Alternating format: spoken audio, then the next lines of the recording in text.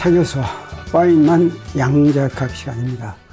챕터 7, 7장의 1절 Atoms at Rest, Stationary States를 마치고 오늘 이제 7장의 2절 Uniform Motion으로 들어갑니다. 7장의 2절은 지난번과 조금 다르게 진행합니다. 7장의 2절 Uniform Motion은 다음과 같이 같은 내용을 반복해서 2번 강의할 예정입니다. 첫 번은 원문을 한 줄도 빠뜨리지 않고 영한 대역해서 강의합니다. 좀 전에 주로 그런 방법을 많이 했죠. 원문 쓰고 그 밑에 한국말로 쓰고 거기에 대해서 부연 설명하고 이런 식으로 했죠. 그래서 7장의 2절을 처음부터 끝까지 원문을 이제 한 줄도 빠뜨리지 않고 영한 대역 강의를 한 다음에 그 다음에는 원문은 한 줄도 포함시키지 않고 내가 이해한 파인먼이 7의 2절에서 알려주려고 의도한 내용을 강의하려고 합니다. 그렇게 하는 이유는 내가 7의 2절을 한번 읽어봤는데 읽어보고서 지금 무엇을 어떻게 얘기하려고 이제 그런 강의를 했는지 잘 이해가 안 됐습니다. 그래서 내가 1번 원문을 한 줄도 빠뜨리지 않고 영한 대역에서 강의를 하더라도 여러분이 어쩌면 7장 2절에서 무엇을 배우려고 하는 것인지 모를지도 모른다는 생각에 영한 대역 강의를 한 다음에 한 번 더 간추려서 그 7장의 2절에서 얘기하려고 하는 물리 내용이 무엇인지를 원문과 관계없이 강의하려고 한다는 것이죠. 여러분도 두 강의를 한번 비교하고서 이해하는데 어떠한 도움이 됐는지 한번 생각해 보기 바랍니다. 그러면 7장의 2절을 이제 한 센텐스씩 읽을 텐데 그러려니까 7장의 2절이 좀 여러 시간 걸릴 것 같은 그런 생각이 듭니다. 자, 먼저 if we suppose that the relativity theory is right, a particle at rest in one inertial system can be in uniform motion in another inertial system. 이걸 그대로 번역하면 상대성 이론이 옳다고 가정하면 if we suppose that the relative theory is right, 옳다고 가정하면 한 관성계에서 정지해 있는 입자가 다른 관성계에서는 등속도 운동을 할 수 있다 라고 하는 것이죠. 그래서 어떤 한 관성계에서 정지해 있는 입자인데 다른 관성계에서 그 입자를 보면은 등속도 운동을 할 수 있다. 그럼 여기서 이제 여기 나와 있는 내용 중에서 우리가 무엇인지 확실하게 해야 될 게 있습니다. 관성계 이너셜 시스템인데 기준계는 우리가 이제 뭔가 자연현상을 기술하려면, 운동을 기술하려면 그것들이 어디 있는지를 표시하기 위해서 기준계를 먼저 정하죠. 기준계를 먼저 정한다는 것은 원점을 정하고 좌표축을 정한다는 것입니다. 근데 공간 중에서 기준계를 정하니까 우리가 어떤 원점을 정한다고 하면 그 원점이 움직이는지 안 움직이는지 하는 것은 상대적인 것이죠. 그래서 관성계는 어떤 기준계냐면 그렇게 기준계를 정해놨는데 받는 알짜임이 0인 입자가 등속도 운동하는 것으로 기술되는 기준계입니다. 그래서 뭐 간단하게 얘기하면 알짜임은 그 입자가 받는 힘을 다 더한 거죠. 합력이 0이면 또는 힘을 하나도 안 받으면 그 입자는 정지해 있는, 등속도 운동 중에 가장 쉬운 운동이 정지해 있는 거죠. 그러니까 정지해 있는 그런 기준계를 말합니다. 정지해 있거나 또는 등속도 운동하거나 마찬가지가 되겠습니다. 어떤 기준계도 있을 수 있냐면, 예를 들어서 어떤 입자가 정지해 있는데, 정지해 있으면 우리가 흔히 어디 이제 탁자 위에 또는 테이블 위에 어떤 입자가 정지해 있으면, 움직이지 않고 있으면 그 입자한테는 어떻습니까? 작용하는 힘이 중력이 있고 수직항력이 있는데 다 합하면 0 되는 거 알 수 있죠. 그래서 그 어떤 놈이 정지하고 있다면 그건 지금 받는 합력이 0이다라고 하는 걸 우리가 알 수 있습니다. 그게 바로 F는 MA가 얘기하는 것이죠. 근데 움직이는지 안 움직이는지는 누가 보느냐에 따르죠. 그래서 그 책상 옆에 있는 내가 볼 때는 안 움직이더라도 옆에서 다른 사람이 버스를 타고 가는데 그 버스가 점점 빨리 가는 버스를 타고 가는 사람이 보면 이 입자가 어떻겠습니까? 가속 운동하겠죠. 그래서 그런 기준계는 안 된다라고 하는 거죠. 그래서 받는 알짜임이 0인 입자가 정지해 있거나 아니면 등속도 운동하거나, 등속도 운동하더라도 알짜임이 0이면 됩니다. F는 MA에서 F가 0이면 그러면 가속도는 0이죠. 그러면 여기서 한 관성계에서 정지해 있는 입자가 다른 관성계에서는 등속도 운동을 할 수 있다라고 하는 이 다른 관성계란 무슨 얘기냐면 우리 어떤 관성계가 있으면 그 관성계에 대해서 등속도 운동하는 다른 기준계도 또 관성계다라고 하는 걸 증명할 수 있습니다. 그럼 바로 알 수가 있는데, 그래서 어떤 관성계가 있는데 다른 관성계다라고 하는 건 그 관성계하고 상대적으로 등속도 운동하는 기준계다, 이런 얘기가 되겠습니다. 그러면 어떻습니까? 우리 어떤 정지에 있는 입자가 관성계에서 정지에 있다고 하겠습니다. 그러면 그 다른 관성계에서 보면, 다시 말하면 그 기준계하고에 대해서 상대적으로 움직이는 기준계에서 보면 이 입자가 정지에 있겠습니까? 아니겠습니까?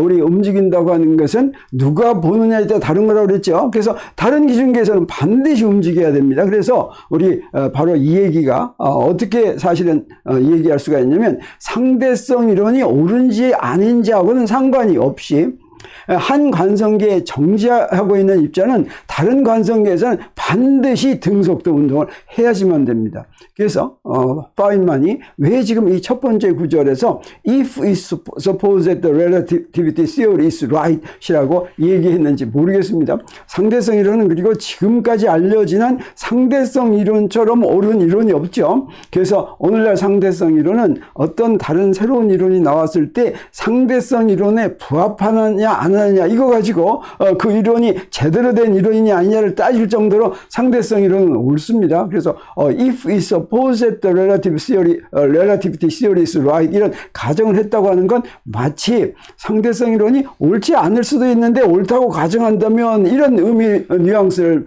풍기는데, 사실은 이건 필요가 없는 이제 앞문장 가정절입니다. 왜 그러냐면 어떤 한 관성계의 정의상 한 관성계에서 정지해 있으면 다른 관성계에서는 반드시 그 물체는 등속도 운동을 해야지 되는데 이 앞에 있는 게 왜 이렇게 있는지 모르겠다라고 하는 뜻이 되겠습니다. 그 다음 문장은 이렇습니다. In the rest frame of the particle, the probability amplitude is the same for all x, y, and z, but varies with t. 이걸 그대로 번역하면 어떻게 됩니까? 입자가 정지해 있는 기준계에서 확률 진폭은 모든 x, y, z에서 다 같지만 t가 다르면 변한다. 이러면 이제 이게 무슨 뜻인지 고개가 끄덕끄덕여지는 사람도 있겠지만 그렇지 않고 이건 무슨 말이지 하는 사람도 있겠죠. 여기서 probability amplitude는 우리 여러 번 얘기했습니다. probability는 확률이고 amplitude는 이 확률의 절대값의 제곱을 할 것 같으면 probability가 되는 그런 양을 probability amplitude라고 하는데, 우리 이 양자역학에서는 probability amplitude 이렇게 부르기보다는 파동함수 이렇게 부릅니다. 왜냐면 파동함수의 절대값의 제곱을 하면 그게 바로 무엇입니까? probability density가 되죠. 그래서 입자의 확률 진폭 probability amplitude는 또 다른 말로 하면은 바로 파동함수에 해당하는데, 그 파동함수는 우리 등속도로 움직이는 입자의 파동함수는 이건 그 평면파를 이루죠. 평면파를 어떤 평면파냐면 이런 평면파입니다. 그래서 exponential i_p.r 빼기 2t 나누기 h바인데, h바분의 p가 바로 파수 k이고 h바분의 e가 바로 각진동수 오메가니까 이렇게 쓸 수가 있죠. 근데 우리 어떤 입자가 정지해 있는 기준계에서 보면 그 입자의 선운동량이 0이죠. 여기서 P는 선운동량인데, 그래서 이 선운동량이 0이니까 파동함수가 어떻게 되겠습니까? 요거 0 대입하면 바로 요거만 있게 됩니다. exponential iet over h바. 그래서 여기는 xyz가 없죠. 다시 말해 xyz가 없다고 하는 건 어떤 xyz에서나 파동함수가 다 같다. 다시 말하면 probability amplitude가 다 같다, 이런 뜻이 되겠습니다. 그렇지만 어떻습니까? 요 타임에는 의존하죠. 그래서 파동함수는 즉 probability amplitude는 타임에는 의존한다 라고 하는 뜻이 되겠습니다. 그래서 정지한 입자, 이 정지한 입자는 여기서 P에다가 0을 대입한 겁니다.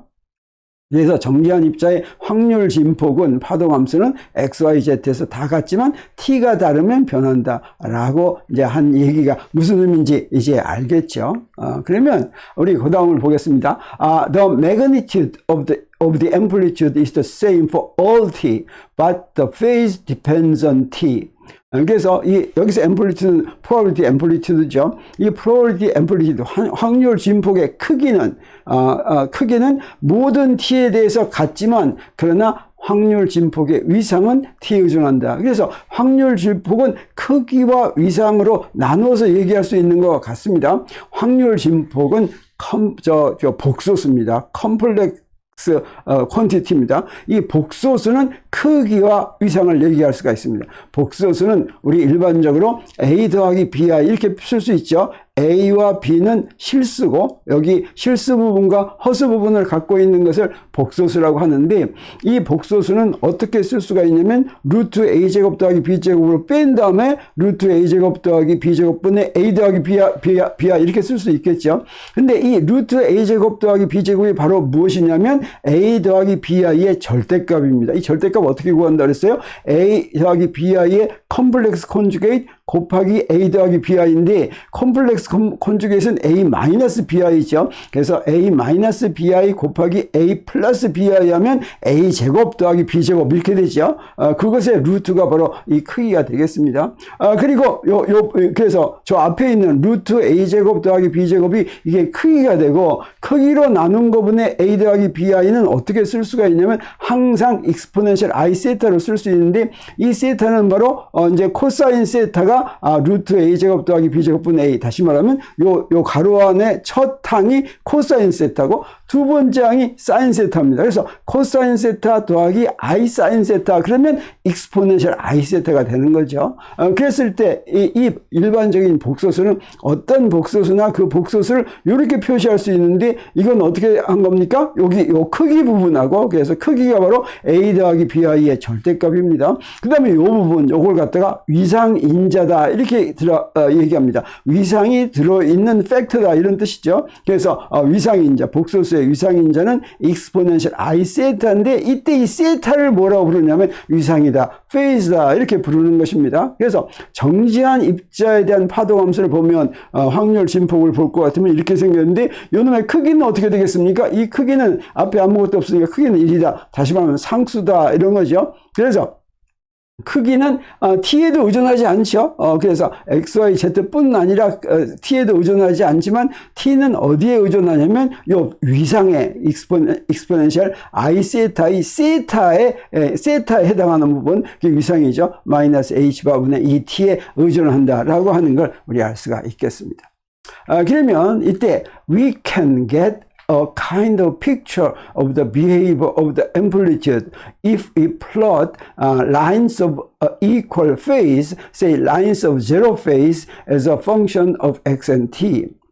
그래서 우리 behavior of the amplitude 확률 진폭이 어떻게 행동하는지를 이제 알고 싶으면 이런 일을 하라는 겁니다. 그래서 예를 들어 위상이 0인 선처럼 그러니까 위상이 0인 점들로 쭉 연결하면 선이 나오는데 그 선처럼 위상이 같은 선을 x와 t의 함수로 그래프를 그리면 확률 진폭이 어떻게 행동하는지 어떻게 변하는지 짐작할 수 있다라고 하는 것입니다. 그래서 for a particle at rest 정지한 입자에 대해서는 these equal phase lines are parallel to the x-axis and are equally spaced in the t-coordinate as shown by the dashed lines in figure 7-1.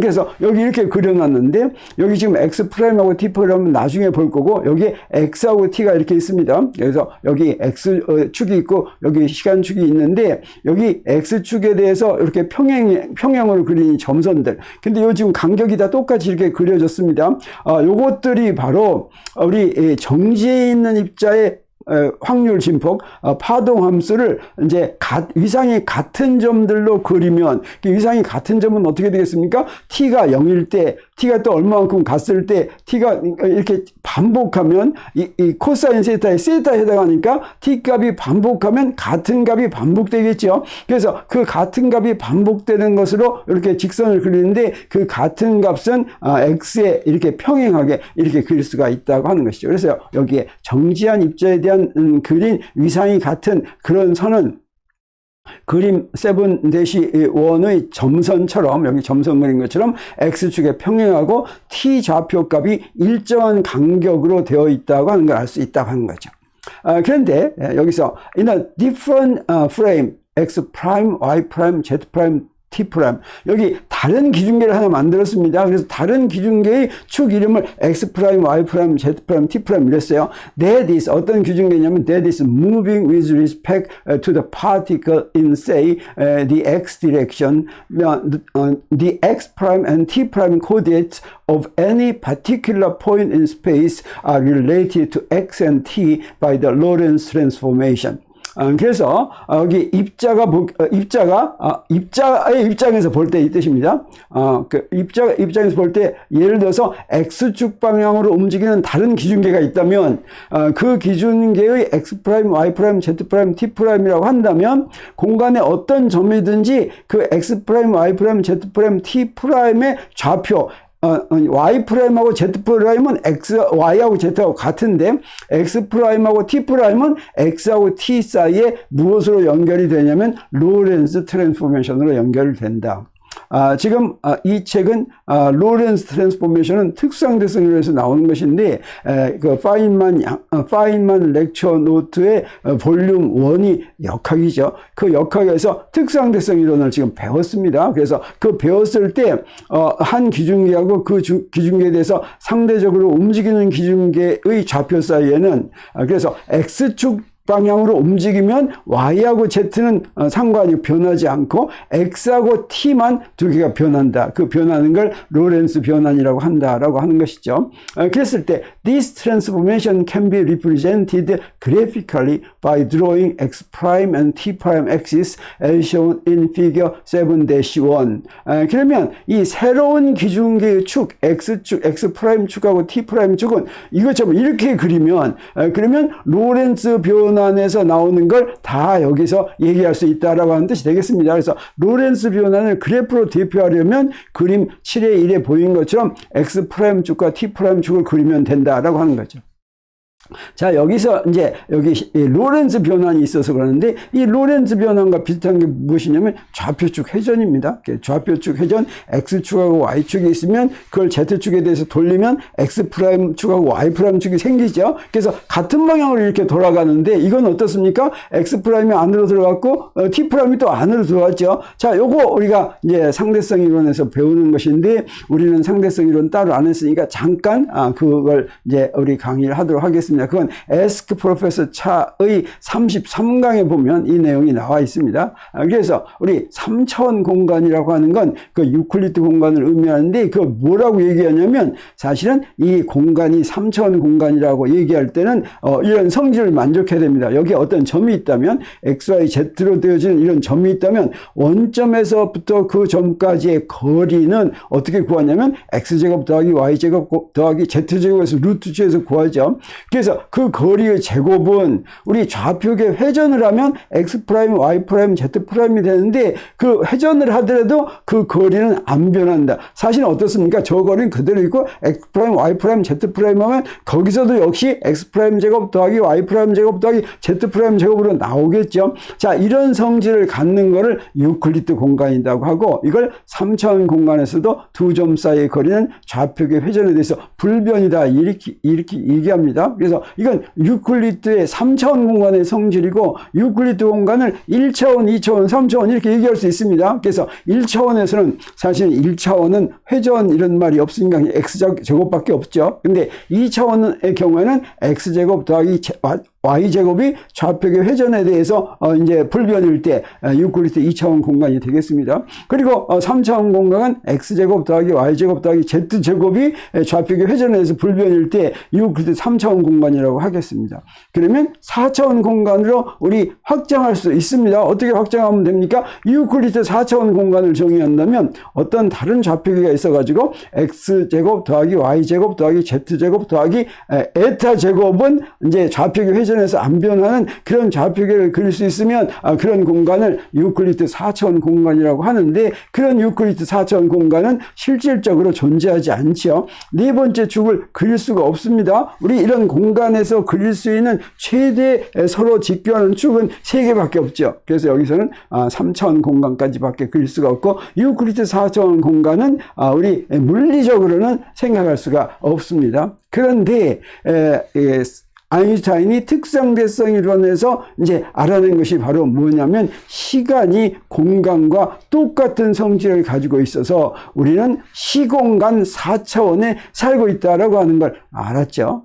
그랬을 때 시공간 4차원은 유클리드 4차원 공간과는 좀 다릅니다. 어떻게 다르냐면 이걸 이제 기하적으로 이제 설명한 사람이 바로 민콥스키여가지고 민콥스키의 4차원 시공간이다 이렇게 얘기하는데 아인슈타인은 상대성 이론에 도달하고 시간과 공간이 똑같은 존재인 것을 이렇게 알아낸 것이죠. 그리고 이제 독일 수학자 민콥스키가 이 시간 4차원을 네 번째 축이라고 할 것 같으면 아인슈타인의 특상대성 이론이 멋있게 해석되는 것은 이제 보여서 이제 민콥스키 공간이라고 하는데 이 4차원 공간은 어떻게 하면 되겠습니까? L제곱은 하고 해야지 되겠죠. 근데 L제곱은 X제곱 더하기 Y제곱 더하기 Z제곱 한 다음에 ICT-제곱 하면 아주 멋있습니다. 여기서 I는 무엇입니까? 실제로 없는 거죠. 허스는 그래서 실제로 시간축은 그릴 수가 없는 그런 거다. 여기다 이렇게 해놓으면 아주 좋은데 여기다 C 곱한 것은 우리가 시간은 공간과 다른 거라고 생각하고 단위를 다른 걸 썼습니다. 공간은 미터로 썼고 시간은 초로 썼다면 이제 같은 거니까 단위도 같은 걸 쓸 수 있죠. 그 단위를 이제 그 통합시켜 준 게 바로 뭐냐면 광속이다라고 얘기할 수가 있습니다. 그래서 광속을 속도를 곱하면 요거의 단위가 미터가 되는 것이죠. 그래서 요걸 네 번째 축이라고 얘기할 수가 있는데 I는 제곱을 하면 뭐가 됩니까? 여기 마이너스가 되죠. 그래서 우리 4차원점 사이의 간격을 계산할 때 민콥스키 4차원 공간은 유클리드 공간과 다른데 여기에 이렇게 네 번째 제곱을 해서 더해주는 것이 아니라 빼주는 거다라고 하는 것이고 바로 이것이 시간과 공간 사이의 은밀한 관계고 특상대성 이론의 모든 아주 흥미로운 사실들이 바로 여기서부터 나온다라고 얘기할 수가 있겠습니다. 그러면 3차원 공간과 4차원 시공간을 비교하면서 한번 설명해 보기로 하겠습니다. 3차원 공간과 4차원 공간이 있는데 3차원 공간에서 X, Y, Z로 대표되는 그 위치를 뭐라고 부르냐면 점이라고 부르죠. 우리가 잘 알죠. 근데 4차원 공간은 이제 좌표가 하나 더 있죠. 그래서 이 좌표 4개로 대표되는 위치를 뭐라고 부르냐면 사건, 이벤트라고 부릅니다. 이거는 상대성 이론의 용어입니다. 그래서 요거 4개로 정해졌으면 사건이다라고 하는 것이죠. 그리고 이 XYZ 서로 다른 XYZ로 대표되는 영역을 우리가 뭐라고 부릅니까? 공간이라고 부르죠. 근데 공간인데 그 공간이 시간이 쭉 흐르면 시간적으로 쭉 더해져서 나가죠. 이걸 뭐라고 부르냐면 상대성 이론에서 그래서 4차원 시공간을 3개 월드라고 이렇게 정했습니다. 그래서 4개의 좌표로 대표되는 영역을 3개라고 부른다라고 하는 거죠. 그래서 어떤 입자가 공간의 점들을 따라서 쭉 지나가면 그걸 뭐라고 부르냐면 오빗, 궤도라고 부릅니다. 그래서 점들이 이렇게 바뀌는 거죠. 그러면 선을 이렇게 만들겠죠. 이걸 궤도라고 한다면 4차원 공간에서도 4개의 좌표가 변하면서 이동할 때 지나가는 흔적이 있겠죠. 그 경로를 뭐라고 부르냐면 세계선이다 이렇게 부릅니다. 그래서 사건과 세계와 세계선은 특수상대성 이론에서 나오는 용어다 이렇게 생각하면 되겠습니다. 그러면 한번 세계선을 그리는 연습을 한번 해보기로 하겠습니다. 여기 이제 축을 4차원 시공간에서는 축이 4개가 있으니까 우리 여기 종이에다가 축 4개 그리기는 힘들죠. 그래서 공간 3개는 한꺼번에 그리고 그 다음에 시간축을 이렇게 그리도록 하겠습니다. 그리고 나서 자 이런 세계선을 그린다면 이런 세계선은 어떤 의미냐면 공간의 위치는 변하지 않으면서 시간만 흘러가죠. 이건 어떤 게 되겠습니까? 이건 바로 공간의 위치 X에 정지해 있는 물체의 세계선이다 이렇게 얘기할 수가 있겠어요. 그래서 공간 좌표 3개는 안 변합니다. 근데 시간 좌표만 계속 변하죠. 그럼 이제 이렇게 되겠습니다. 자, 그런데 그래서 이건 어떤 특징이 있습니까? 이 세계선은 시간축에 평행하다라고 하는 특징이 있죠. 근데 시간축에 평행하지 않은, 이런 직선을 그리면 이 원점에서부터 이렇게 되어 있습니다. 요건 이제 어떤 걸 얘기하냐면 어떻습니까? 시간이 지나가면 공간 좌표도 어떻게 됩니까? 점점 커지죠. 시간이 커지고, 근데 그 커지는 비율이 같죠. 그리고 시간축과 요 세계선 사이의 각을 파이라고 한다면 이건 어떤 거냐면 처음에 원점에 놓였던 물체가 점점 등속도 운동을 하면서 원점에서부터 멀어지는 그런 물체의 세계선이다, 이렇게 얘기할 수가 있겠고, 그럴 때 탄젠트 파이가 뭐가 되겠어요? CT분의 X 이렇게 되는데, 그건 바로 CT분의 X니까 T분의 X가 바로 V죠. 그리고 V를 C로 나눈, 광속으로 나눈 걸 뭐라고 부르냐면 베타라고 부르는데, 이게 바로 광속이 단위인 그런 속도를 나타낸다라고 할 수 있겠습니다. 그래서 베타는 1이면 그건 광속을 나타내고, 베타가 0.5면 광속의 절반인 속도, 이런 걸 나타낸다고 할 수가 있겠습니다. 세계선을 또 다른 걸 한번 그려보겠어요. 자, 이런 세계선이 있다면 X1과 X2에서 출발했습니다. 그래가지고 이렇게 됐다면 어떻습니까? 저 두 개의 처음 세계선은 속력은 같은데, 기울기의 크기는 같은데 방향이 반대죠. 그래서 같은 속력으로 같이 오다가 저기 한 점에서 만나서 붙어가지고 그냥 거기서 정지해 있는 그런 이제 세계선이 되겠어요. 그래서 X축에 X1과 X2에 놓인 질량이 같은 두 물체가 동일한 속력으로 상대를 향해 오다가 한 물체로 결합한 뒤에 정지한 물체. 그래서 질량이 같고 속력이 같으면 운동량이 크게 같고 반대가 방향이 반대니까 두 개를 합하면 운동량이 0이 되죠. 운동량이 0이 되면 여기에 정지해서 계속 가는 이런 게 되겠습니다.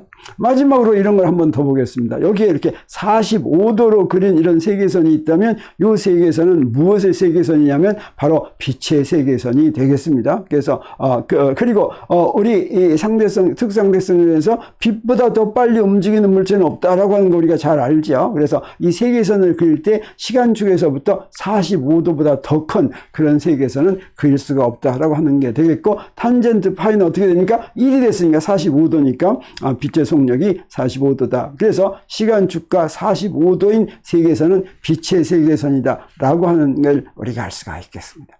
그러면 우리 뭘 이제 만들 수가 있냐면 4차원 시공간의 공간축과 시간축을 그릴 수가 있겠습니다. 자, 시간축은 어떻게 그리면 되겠습니까? 먼저 A 기준계가 있는데 A 기준계의 공간축을 하나 이렇게 그려 놓겠습니다. 이렇게 그려 놓는데, 그러면 여기에 시간축은 어떻게 그리면 되겠습니까? 시간축은 어떻게 그리냐면 우리 원점에다가 어떤 물체를 이렇게 놔뒀을 때 그 물체가 본 세계선, 그 물체의 세계선, 그래서 A 기준계에서 본 A 기준계의 시간축은 바로 뭐가 될 거냐면 A 기준계 원점에 놓인 물체, 원점 세계선이 되겠어요. 그래서 이게 바로 시간축이 되겠습니다. 그래서 뭐든지 원점의 세계선은 시간축이구나 라고 하는 걸 우리가 알 수가 있겠습니다.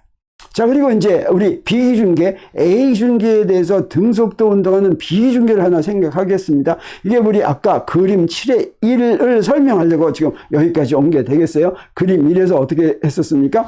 공간축 X축하고 시간축이 있는데, 이제 그 X 기준계, T 기준계하고 등속도 운동하는 다른 기준계의 공간축은 안쪽으로 들어가고 시간축도 안쪽으로 이렇게 들어와 있죠. 자, 그러면 먼저 A 기준계에서 본 비기준계 시간축을 먼저 하겠습니다. 이게 그리기가 쉽죠. 왜 그러냐면 시간축은 뭐든지 원점의 세계선이면 되죠. 그래서 T는 0일 때 A 기준계와 비기준계의 원점이 일치해 있었다고 한다면 비기준계의 시간축은 어떻게 되겠습니까? 비기준계의 시간축은 A 기준계에 대해서 비기준계의 원점은 지금 등속도 운동하죠. 등속도 운동하는 선 이렇게 그릴 수가 있겠습니다. 그래서 요걸 갖다가 파이라고 한다면 요 탄젠트 파이가 바로 비기준계의 A 기준계에 대한 비기준계의 속도가 되고, 그 탄젠트 파이는 요 베타는 바로 비기준계의 속도가 이렇게 되겠죠. 자, 그럼 이번에 이제 뭘 그리냐면 빛의 세계선을 이렇게 그려 놓겠습니다.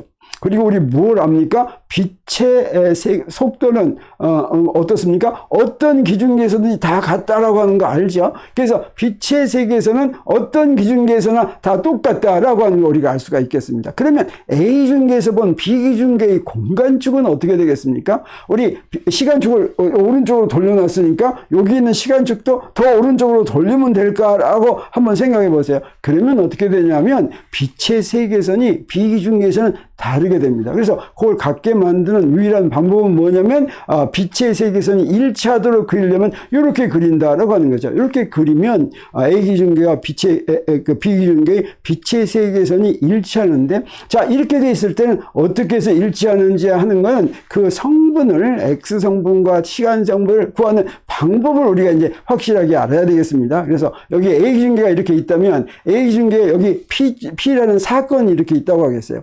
그래서 이 사건의 좌표를 구하는데 공간 좌표는 어떻게 구하면 되겠습니까? 공간 좌표는 X축에 수직으로 내려간다. 이렇게 정하면 우리 B 기준계를 정할 때 조금 요거 적용하기가 좀 힘듭니다. 이거 어떻게 정하는 거냐면 시간축에 대해서 평행하게 그린다. 여기서 시간축에 대해서 평행하게 그려가지고 X축에서 만나는 점을 X 좌표라고 정한다라고 한다면 그러면 여기 딱 이제 할 수 있습니다. 그러면 시간 좌표는 어떻게 정하면 되겠습니까? 시간 좌표는 어떻게 돼요? 공간축에 평행하게 정하면 되겠죠. 그래서 공간축에 평행하게 정하면 된다라고 하는 뜻이 되겠습니다.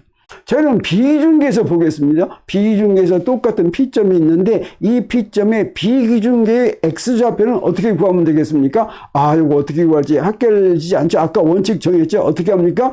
사건 P의 공간좌표는 시간축에 평행하게 그린다 그랬죠? 그래서 이렇게 그리면 되겠습니다. 그리고 이제 시간좌표는 어떻게 되겠습니까? 시간좌표는 공간축에 평행하게 그린다라고 했으니까 이렇게 그리면 되겠습니다. 자, 그러면 우리 뭘 알 수가 있냐면 공간축이나 시간축이나 A 기준계나 B 기준계나 어디서 보든지 빛의 세계선의 속력이 똑같이 C가 되는 걸 우리가 확인할 수가 있습니다. 그래서 우리 이제 다시 앞으로 돌아가겠습니다. 그래서 이제 그 7장의 2절이 나오는 첫 번째 페이지에 마지막 센텐스가 있습니다. 그 마지막 센텐스가 You can see that in the X prime T prime system, points of equal phase have a different spacing along the T prime axis. So the frequency of the time variation is different.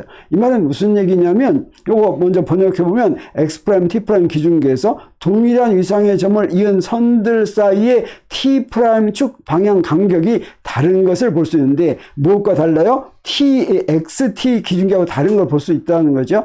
이건 요게 어떻습니까?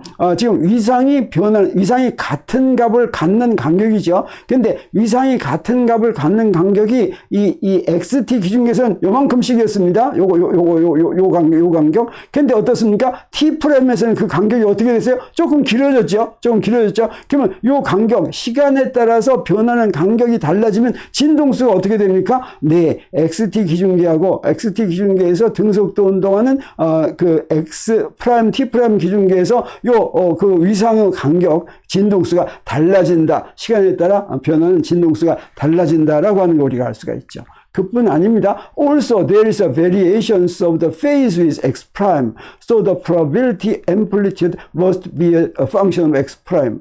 아까는 어땠습니까? XT에서는 여기 위상이 같은 점들이 여기 이렇게 있어가지고 X에 따라서는 변하지 않고 다 같은 값이었죠. X에 따라서는 변하지 않고 다 같은 값이었습니다. 근데 여기 요 X 프라임 T 프라임 측에서는 어떻게 됩니까?